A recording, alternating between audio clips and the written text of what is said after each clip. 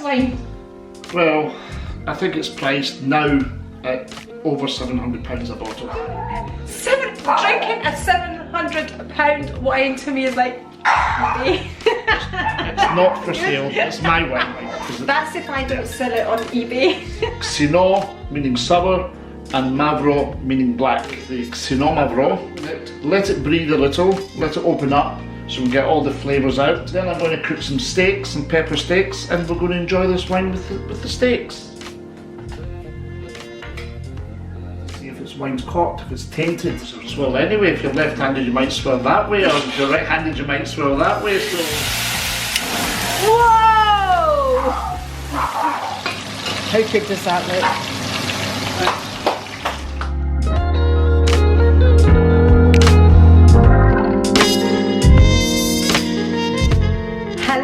And welcome to my channel. I'm Andri and welcome to my kitchen. So today we have another wine review for you. Well, actually it'll be Rico reviewing the wines. So we've already done an introduction to all the wines. I keep saying we, but you know, Rico has introduced all the wines. All the wines are linked in my description box, and the introduction video will also be linked in my description box. Today Rico is cooking a pepper steak, so I'll film him doing a bit of that as well. And over to Rico to tell us about the wine that we're having today. Hi, well, the wine we're having today is the Xinomavro, Apostolos Thymiopoulos, who is considered the master of Xinomavro by many of the Greek experts. He is the best at making this wine. It's a 2018, it has a natural cork, 13 degrees by volume. The Xinomavro grape mainly grows in the Nassiakos region of Greece, which is northern Greece. The word itself is Xino, which is one word, which means sour, and Mavro, which means black. What we're going to do, I'm going to open this wine. It's got a natural cork, as I said. I'm going to open it, let it breathe a little, let it open up so we can get all the flavours out. And then I'm going to cook some steaks, some pepper steaks, and we're going to enjoy this wine with the steaks.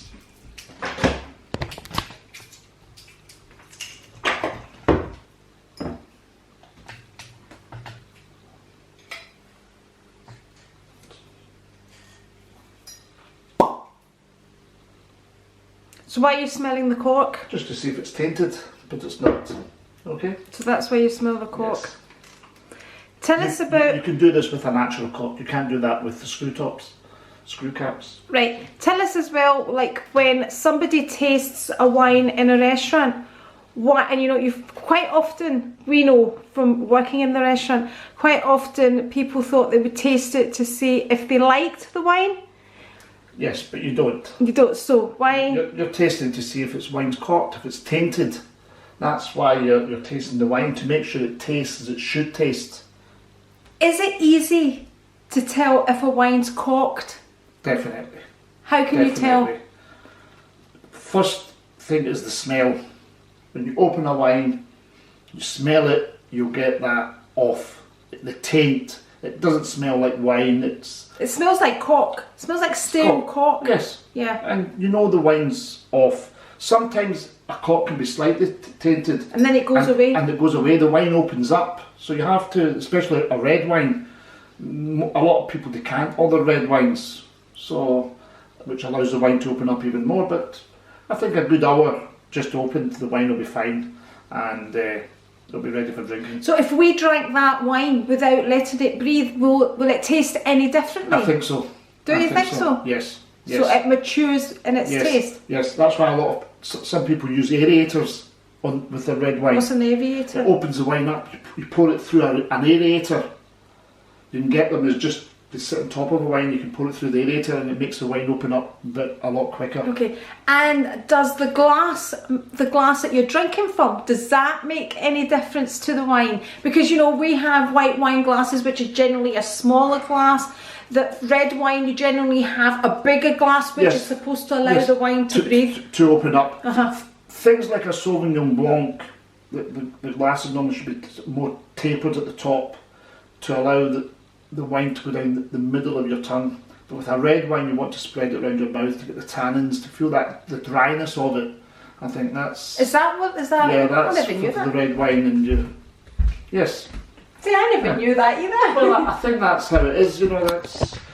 A lot of people drink wine in a tumbler now, a wine tumbler, but it's, especially red wine, it's wine Yeah, that's right, but and- I thought that was to allow the wine to breathe. Yeah, but it gives you the wine, Okay. it allows the wine to open up, even within the glass, you know, to give it, you get the whole Swirl. flavour of the wine And you're in the supposed glass. to swirl. What way is it you're supposed to? You're supposed to swirl. I don't know if you're supposed to swirl anyway. If you're left-handed, you might swirl that way, or if you're right-handed, you might swirl that way. So, but you swirl to get the flavour of the wine around the glass. Right. Okay. Yeah, so because you're smelling, and so you get the more flavour.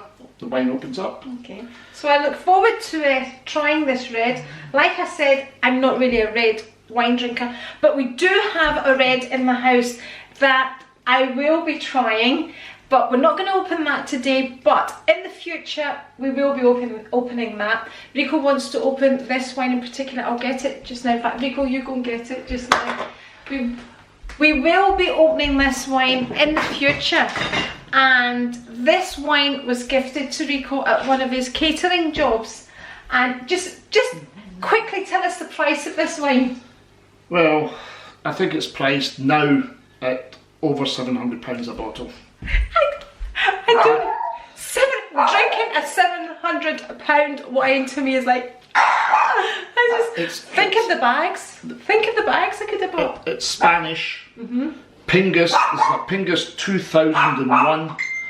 14% by volume. It was gifted to me by, as Andri said, by somebody who I did a function for, a very good friend, and he said to have that with Andri. But I'm waiting one day when all the family are here, when Costa's up, George is here, Luke's here, and then we'll open it and we'll all have a wee taste of the Pingus. I'm I think, selling it. I think on that occasion I'm going to invest in a decanter, because I'm going to decant this wine. Because That's if I don't sell it on eBay. it's not for sale, it's my wine.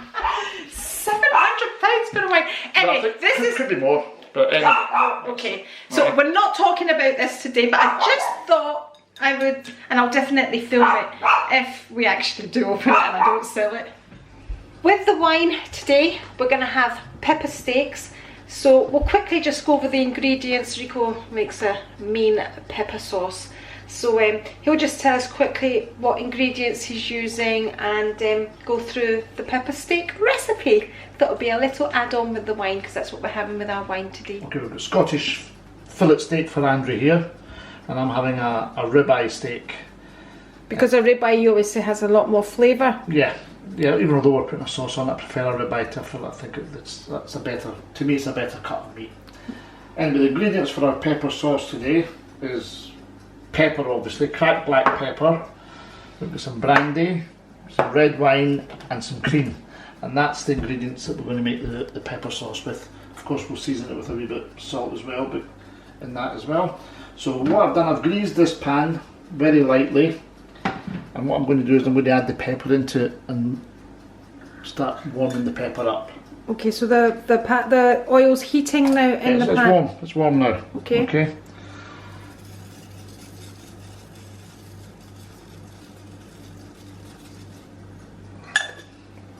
So you're just going to let that sizzle up? Yep. You've got it on quite a low heat? Quite a low heat, but without burning. I don't want it to burn. You can actually smell the pepper now as it's cooking. Yeah. So when do you know that's ready? Just after a few minutes, just enough to heat the pepper up. So you're just basically heating the pepper up. Yeah. With the steaks, we're just having a salad, which is not dressed at the moment. We're just going to dress that with olive oil, vinegar, salt and pepper, and a little sprinkling of oregano. I'm trying not to eat too many carbs just now, so this is why we don't have potatoes. Going to fry up some onions. We're just going to add the brandy now to the peppers. Whoa! That took me by surprise there.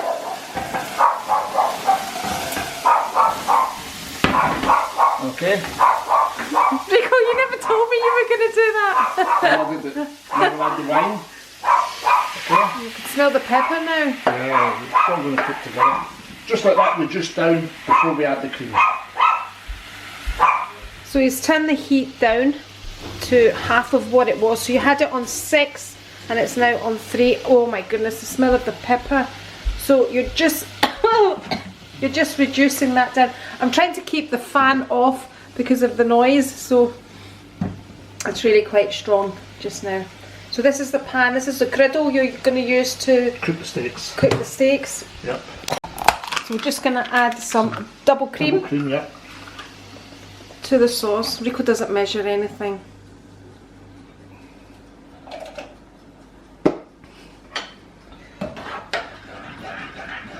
So if you're new to our channel, Rico is a chef. Just turn the heat back up now. Turn it up. The cream to bring it up to the heat, and then I'll How much did you turn it up by? What number have you got? Up to 7. I'm even higher. I'll just take up to 8. Let it heat up quickly, and then I'll turn it down and let it reduce. We'll season it at this point. Add some salt. You can add plenty of salt because the cream can take it. Do the measurements really matter? Like, is it just if you like a lot of pepper, more pepper? When it reduces, I will taste it. Right. Before serving, I'll taste it to see if I think there's enough pepper and I think there's enough seasoning in it, and then I'll adjust it. So you can add pepper after. Yes, you can. But you've not warmed it up. And you can add a bit of pepper after. I would grind the pepper after. I wouldn't put these in it. Right. Okay. But I'm going to add pepper to the steaks as well. Okay. So that's the sauce bubbling now. So Rico's turned it down to number 2, bubbling away. I did say we weren't having carbs. Rico has corrected me. He is having carbs, so he is having chips. I might have 1 chip. I have 2 chips. If I give her one. So he's now gonna season the steaks. So you're just adding some olive oil now? Yeah, just a little olive oil on each steak. We're going to add some crushed pepper to the steaks. My fillet looks so much smaller than yours. It is. Do you buy me a small steak? No, well, it's a fillet steak. It's 200 and something grams. It's how much? 210 grams or something like My that. fillet steak, what's yours? 350 grams. Whoa! Greed. Some more olive. So you just turned it over now, adding some more olive oil. Yeah, just a touch more. That's it. Some more pepper. Salt.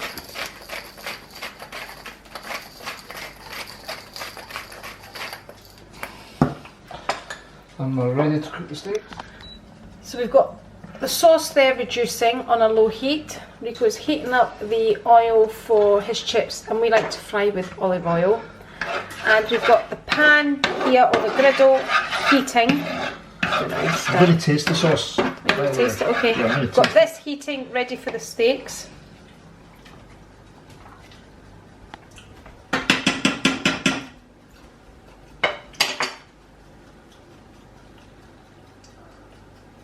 I'm going to add just a wee bit more ground pepper to it. Oh gosh. Okay, just a little, because don't forget there's pepper on the steaks. So if you're on the keto diet, this is ideal because this is cream and pepper and no carbs. What's this? We touch more salt. That's us. And the wine you added in that sauce was in fact the wine that we're tasting today. Just a wee bit, yeah. That's looking good.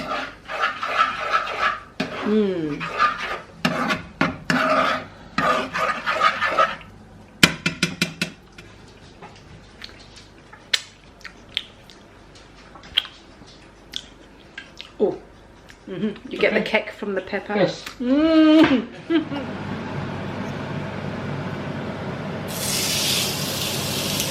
That's the first steak, that's my steak going in.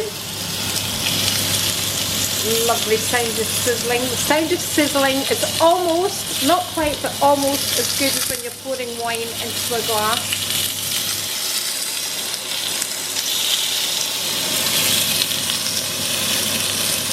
I'll watch it cook to rise, but I won't turn it and mess around with it a lot because it's not good for the meat. So basically, you just leave the meat, Rico says, you do not touch it. You can see it at the bottom there as it's cooking the changing of the colour of the meat, just rising. Basically, you said don't touch it, just leave it alone. Alright. I enjoy my steak medium to well. Yep. Rico likes it medium to rare. Rare-ish, yeah. He likes his steak. Oh, my boys. Rare. Yeah, my boys like their steaks rare. But I don't want blood. I don't want blood on my hands. You can see the side of the steak there that that's nearly cooked on the one side. How long do you reckon before you turn it? Another few minutes. A couple of minutes again before you turn it, so you can see the changing of the colour just there. How good does that look? So now I'm going to add his steak next to mine. It won't take long. 5 minutes for both together. His chips are in there. Andri's steak is it medium just now, and mine is rare. What I'm going to do is I'm going to take the steaks from here and put them in the sauce and just leave them for the last few minutes in the sauce, and just as the rest of the last 2 minutes, my steak will go up to medium rare and Andri's will go to medium to well. And how do you know mine's medium? Just from the touch. Okay.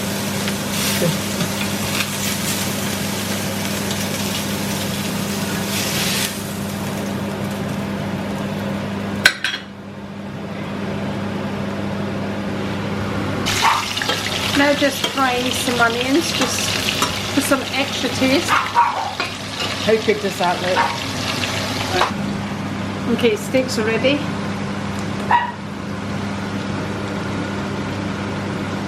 That's mine. That's yours, mate. This bad boy's mine. It's always a bad boy, isn't it? The size of that. I've got too much.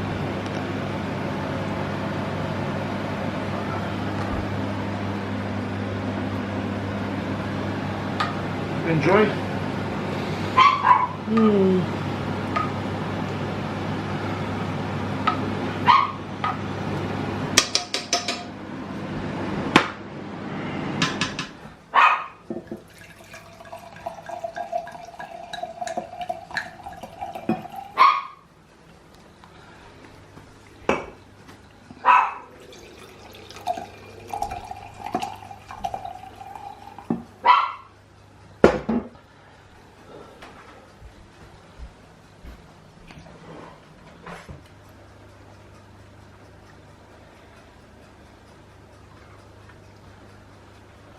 First look at the wine, it's medium bodied. It doesn't look too heavy, too deep.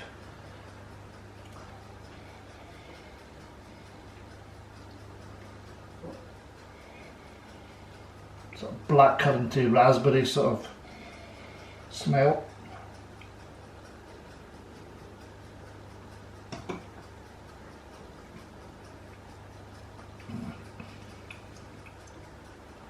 It is very, very good. Fruit in the mouth, and then you can feel the dryness, just the tannins as they call it, in there. It's a lovely wine. It has not disappointed. Apostole Thymiopoulos, this is a good wine.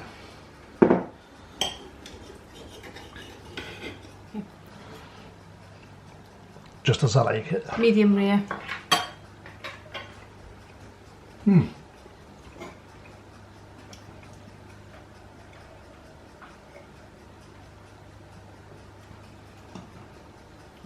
This is a very good wine, and it goes lovely with my lovely steak.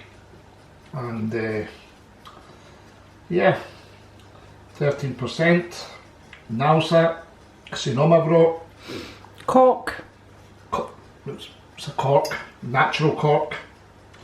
It's a very good wine. Although this is a 2018, did I say? It's quite young. It will last to another 5 years, so maybe in 3 years' time it might even be a different wine again, you know. But it is a lovely wine, even at this young age. Excellent. Let's have some chips now. Cheers. Now for the expert.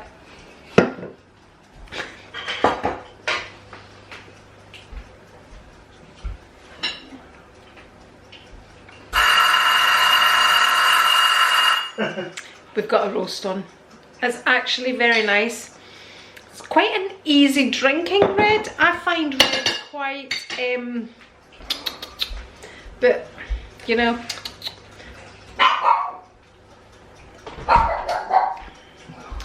This is actually quite nice. It's excellent, I told you that. Excellent. It's not heavy, it's not a heavy bodied wine. Apparently this Xinomavro, this particular one, the Wine Society have had it for years. Each vintage as it's came in 2008, 2009, 10, they've had it for years, and it's one of their good selling wines. And how much was this one? £11. It's the cheapest place you can buy it in the UK, is out the Wine Society. Okay. Okay? So Wine Society, we are looking for a sponsorship basically.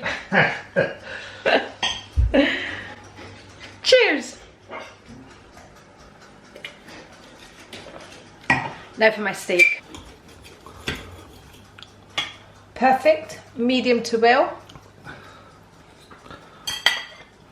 Oh my goodness. I've always said Rico makes the best pepper sauce ever, and it is amazing. Catch you next time.